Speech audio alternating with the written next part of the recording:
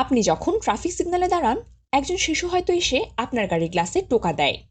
কেউ ফুল বিক্রি করে, কেউ বা চুপচাপ তাকিয়ে থাকে চোখে ক্ষুধা আর অনিশ্চয়তার ছায়া নিয়ে। অথবা রেস্টুরেন্ট থেকে খাবার হাতে বেরোলেই সেটা নেয়ার জন্য পিছু নেয় কেউ কেউ। রাস্তার মাঝে পা ধরে বসে পড়ে, টাকা না দেয়া পর্যন্ত পা ছাড়ে না। এদের অনেকেরই দিন কাটে ভিক্ষা করতে করতে, কারণ সেটাই হয়তো তাদের বাঁচার একমাত্র রাস্তা। ঢাকার শতাধিক জায়গায় ফুটওভার ব্রিজগুলোর উপরে দিনের পর দিন বসে থাকে এসব শিশুরা, খালি হাতে, খালি পেটে, একদম জরাজীর্ণ শরীর নিয়ে। আমরা প্রতিদিনই দেখি, কিন্তু চোখ ফিরিয়ে নিই। তারা যেন সমাজের এক অদৃশ্য অধ্যায়। তারা হলো ঢাকার পথশিশু। তাদের গল্পটা কেউই শোনে না। সেভ দ্য চিলড্রেন 2021 এর তথ্য মতে ঢাকায় প্রায় ৪৫,০০০ পথশিশু রয়েছে। ২০২৫ সালে এই সংখ্যাটা বেড়ে দাঁড়িয়েছে অনেক অনেক বেশি। তাদের কেউ ফুটপাতে ঘুমায়, আবার কেউ বা রেলওয়ে স্টেশনে। তাদের জীবনে নেই কোনো নিরাপত্তা, নেই শিক্ষা, নেই চিকিৎসা। শিশু বয়সে যাদের হাতে থাকার কথা বই খাতা, তাদের হাতে থাকে প্লাস্টিকের ব্যাগ, ভিক্ষার থালা আর ক্ষুধার কান্না। অনেকে জড়িয়ে পড়ে মাদকের সাথে, অপরাধ করে, নিপীড়নের শিকার হয় প্রতিদিন। ইউনিসেফের ২০২০ সালের জরিপে দেখা গেছে ৯৬% পথশিশু কখনো স্কুলের মুখ পর্যন্ত দেখেনি, এবং ৭৩% শিশু কোনো না কোনো ধরনের শারীরিক বা মানসিক সহিংসতার শিকার হয়ে থাকে। এই শিশুরা কিন্তু আমাদের সমাজেরই একটি অংশ, কিন্তু সমাজ তাদেরকে গ্রহণ করে না। জাতীয় মানবাধিকার কমিশনের এক গবেষণায় বলা হয়েছে ৮০% পথশিশু কোনো না কোনো সময় তার পরিবারের সঙ্গে ছিল, কিন্তু অভাব, বাবা মায়ের মৃত্যু, নির্যাতন কিংবা সৎ মায়ের বঞ্চনার কারণেই অনেকেই ঘর ছাড়ে এবং ঠাঁই নেয় ঢাকার মতো বড় শহরের নিষ্ঠুর রাস্তায়। তবে শুধু যে পালিয়ে আসে এমনটাই কিন্তু নয়। অনেক শিশুর জন্ম হয় রাস্তায়। তাদের বাবা মা নিজেরাই ভিক্ষা করে বা ফুটপাতে জীবন কাটায়। একটা বড় অংশ এমন পরিবারেই জন্মায় যেখানে দিন শুরু হয় মানুষের কাছে হাত পেতে আর রাত কাটে রাস্তায় ফুটপাতে। এই শিশুরা কখনো স্কুলে যায় না। তাদের নেই জীবন নিয়ে কোনো স্বপ্ন।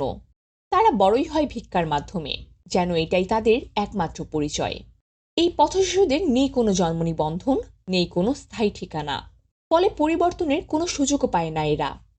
অনেকেই জড়িয়ে পড়ে মাদক ব্যবসার ফাঁদে, পাচারের শিকার হয় কেউ কেউ।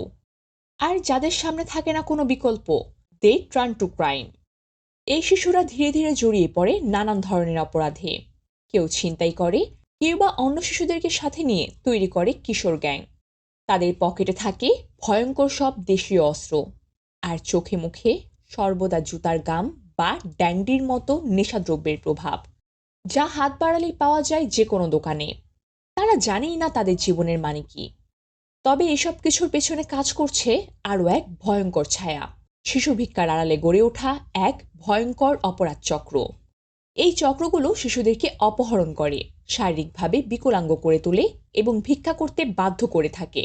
সম্প্রতি পাবনায় ৬ বছর বয়সী সোয়াইবকে অপহরণ করে ৬ মাস ধরে চলে ভয়াবহ নির্যাতন।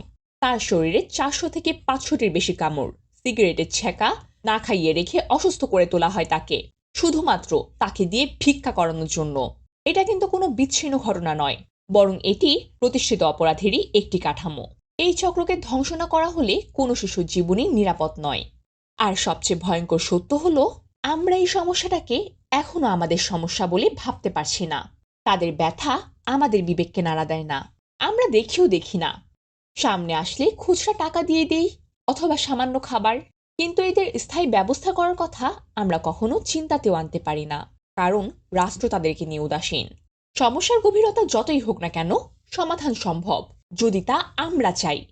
সরকার চাইলেই খুব সহজেই একটি জাতীয় কর্মসূচির মাধ্যমে পথশিশু সমস্যার স্থায়ী সমাধান করতে পারে। এর জন্য প্রয়োজন সঠিক পরিকল্পনা এবং ধাপে ধাপে এগোনো। প্রথমত, উদ্ধার ও ট্র্যাকিং। দেশের প্রতিটি শহরে গঠন করতে হবে পথশিশু মোবাইল উদ্ধার টিম, যারা দিনে ও রাতে রাস্তায় ঘুরে ঘুরে এসব শিশুদেরকে চিহ্নিত করবে। সব ধরনের পথশিশু, ভিক্ষা করা, ফুটপাতে ঘুমানো, নেশাগ্রস্ত বা নির্জনতায় থাকা, সকলকেই এই টিম নিরাপদে তুলে নিয়ে যাবে একটি কেন্দ্রীয় হেফাজত কেন্দ্রে। দ্বিতীয়ত, ২৪ ঘন্টার মধ্যে প্রকাশ্য রেজিস্ট্রেশন। প্রতিটি শিশুকে কেন্দ্রীয় হেফাজতে রাখতে হবে। তাদের ছবি, অবস্থান ২৪ ঘন্টার মধ্যেই আপলোড করতে হবে একটি সরকারি ওয়েবসাইটে। এই ওয়েবসাইটে সকল তথ্য আপডেট আকারে থাকবে। শুধু সরকার বা সংশ্লিষ্ট টিম নয়, সাধারণ মানুষও দেখতে পারবে কোন শিশুকে কখন, কোথা থেকে, কোন অবস্থা থেকে উদ্ধার করা হয়েছে এবং সে এখন কোথায় আছে, কেমন আছে, কিভাবে আছে। এখানে প্রতিটি শিশুর জন্য থাকবে আলাদা একটি প্রোফাইল।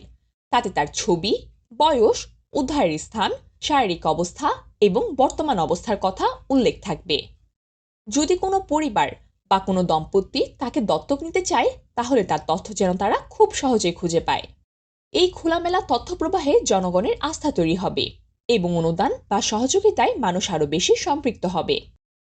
তৃতীয়ত, শ্রেণীবিন্যাস ও নিরাপদ পরিবেশের স্থানান্তর। কেন্দ্রীয় সেন্টারে শিশুদের মধ্যে বয়স, লিঙ্গ ও মানসিক অবস্থার ভিত্তিতে শ্রেণীবিন্যাস করা হবে। শিশুরা যাবে নিরাপদ আবাসিক স্কুলে, যেখানে থাকবে শিশু শ্রেণী ৩ থেকে ৬ বছর বয়সের শিশুদের জন্য, প্রাথমিক শ্রেণী ৬ থেকে ১২ বছরের জন্য, কিশোর শ্রেণী ১২ থেকে ১৬ বছরের জন্য। চতুর্থত, আবাসিক শিক্ষা, চিকিৎসা ও সুরক্ষা, নিয়মিত স্বাস্থ্য পরীক্ষা, খেলাধুলা, মনোরঞ্জন ও দক্ষতা উন্নয়ন কর্মসূচি।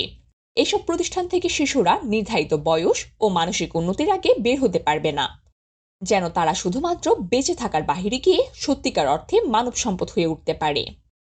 পঞ্চমত, সরকার ও জনগণের যৌথ ফান্ডিং। এই অংশটি হবে প্রজেক্টের সবচেয়ে শক্তিশালী দিক। প্রথম ধাপে এই কর্মসূচি সরকারি বাজেট থেকে পরিচালিত হবে, কিন্তু এরপর এই ওয়েবসাইটের মাধ্যমে জনগণ সরাসরি অনুদান দিতে পারবে। ওয়েবসাইটে প্রতিটি শিশুর জন্য থাকবে খরচের হিসাব, তার বর্তমান অবস্থা, তার কি কি চাহিদা রয়েছে, সবকিছু আপডেট আকারে। যে কেউ চাইলেই দেখতে পারবে তার দেয়া টাকা কোন শিশুর জন্য কোন খাতে খরচ করা হচ্ছে। এখানে অনুদাতার নাম এবং মোবাইল নম্বরের শেষ 4 ডিজিট ও পরিমাণ প্রকাশ করা হবে, যাতে স্বচ্ছতা বজায় থাকে এবং অন্যরাও উৎসাহ পায়। এটি হবে প্রথমবারের মতো এমন একটি সরকারি ওয়েবসাইট যেখানে শুধুমাত্র অর্থ নয়, মানুষ দেখতে পাবে তার দেয়া অর্থ কিভাবে একটি জীবনের পরিবর্তন ঘটাচ্ছে। সপ্তমত, জাতীয় ঘোষণা ও আইনি বাস্তবায়ন। সরকার একটি স্পষ্ট ঘোষণা দেবে। প্রথম ধাপে ঢাকা শহর এবং পরবর্তীতে দেশের প্রতিটি বিভাগীয় শহর ও জেলা থেকে সব পথশিশুকে হেফাজতে এনে পুনর্বাসন করা হবে। রাস্তায় থাকতে দেওয়া হবে না আর কোনো শিশুকে। একটি জাতীয় শিশু পুনর্বাসন ও সুরক্ষা কর্তৃপক্ষ গঠন করা হবে, যারা এই পুরো প্রক্রিয়ার তদারকি করবে এবং আইন প্রয়োগ নিশ্চিত করে থাকবে। পরিশেষে বলতে চাই, একটা জাতি তখনই উন্নত হয় যখন সে তার দুর্বলতম মানুষটিকেও ভালোভাবে বাঁচার সুযোগ করে দেয়। আর যে রাষ্ট্র তার শিশুদেরকে রাস্তায় ফেলে রাখে, সে কখনোই উন্নত হতে পারে না। এবার শুধু প্রশ্ন একটাই, আমরা কি এখন আমাদের শিশুকে ফুটপাতে ঘুমাতে দিব? আপনারা দেখছেন ইকো পেপার, সঙ্গে ছিলাম আমি ফারহানা মেহরুন।